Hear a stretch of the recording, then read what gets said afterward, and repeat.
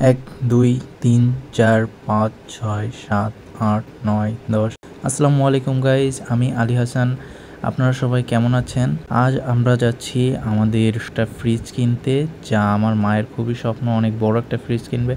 অবশ্য আমাদের বাড়িতেও একটা ছোট ফ্রিজ আছে, ওটা নষ্ট হয়ে যাওয়ার কারণে এখন আমরা আমাদের নতুন আরও একটা ফ্রিজ কিনতে যাচ্ছি। আমার মায়ের অনেক দিন ধরেই ছোট ফ্রিজটা ব্যবহার করতে করতে এখন ব্যবহারের অনুপযোগী হয়ে গেছে, যার কারণে নতুন করে আবার আমরা ফ্রিজ কিনতে যাচ্ছি।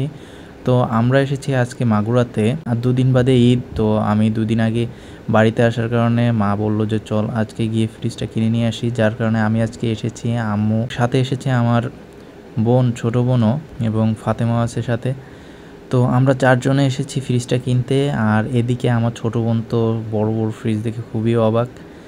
তো সে এক একটা ফ্রিজ দেখছে আর তার ডিরেকশনগুলো বলছে।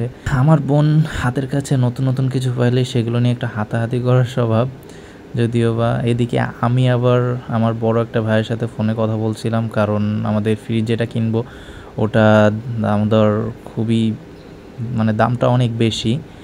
তো আমাদের ফ্রিজটা হলো, আমি যে ফ্রিজে হাত দিয়ে আছি ওইটাই আমাদের ফ্রিজ ছিল। তো পরবর্তীতে আমরা ওটাই নেব। এটা ইনভার্টারের কারণে আমাদের এটাই পছন্দ হয়েছে, কারণ ইনভার্টারের অনেক বিদ্যুৎ সাশ্রয়ী হয়। আমার বোন একে একে নতুন নতুন ফ্রিজ দেখছে, তার প্রিন্ট করা ফ্রিজগুলো অনেক পছন্দ, কিন্তু সে তো আর অত কিছু বোঝে না। আসলে প্রিন্ট করা দেখলেই যে সেই ফ্রিজগুলো ভালো হবে এমন না, ফ্রিজের ভিতরে অনেক কন্ডিশন থাকে।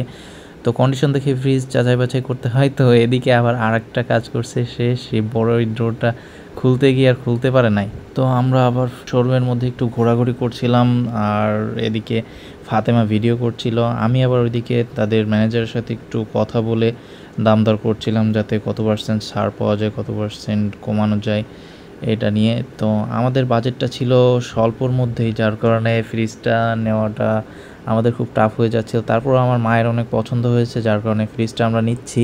এদিকে ওয়ালটনের আবার সুন্দর সুন্দর স্কুটি, বাইসাইকেল এগুলো দেখছিলাম, আবার এদিকে টিভিও দেখছিলাম। আমাদের অবশ্য বাড়িতে একটা বক্স টিভি আছে, যেগুলো আগে প্রত্যেকটা বাড়ি দেখা যেত, রঙিন টিভি, বক্স টিভি। তো আমাদের বাড়ির বক্স টিভিটাও আসলে নষ্ট হয়ে গেছে, ওটাও ব্যবহারের অনুপযোগী হয়ে পড়ছে। আর তার কারণে মাও এদিকে আবার দেখছিল যে টিভিও কিনতে হবে। তো আমি বললাম যে আগে ফ্রিজটা নিয়ে যায়, তারপরে আবার টিভি কিনবো। তো সবাই বললো ঠিক আছে, তাহলে আগে ফ্রিজটাই নিই। তো আমরা ফ্রিজটা নিচ্ছিলাম। তো এদিকে ঝুমু ফ্রিজটা দেখতে দেখতে আমিও আবার, তো ঝুমু এদিকে ফ্রিজ দেখতে দেখতে আমিও ওদিকে ফ্রিজটা কনফার্ম করে গোডাউনে চলে গিয়েছিলাম।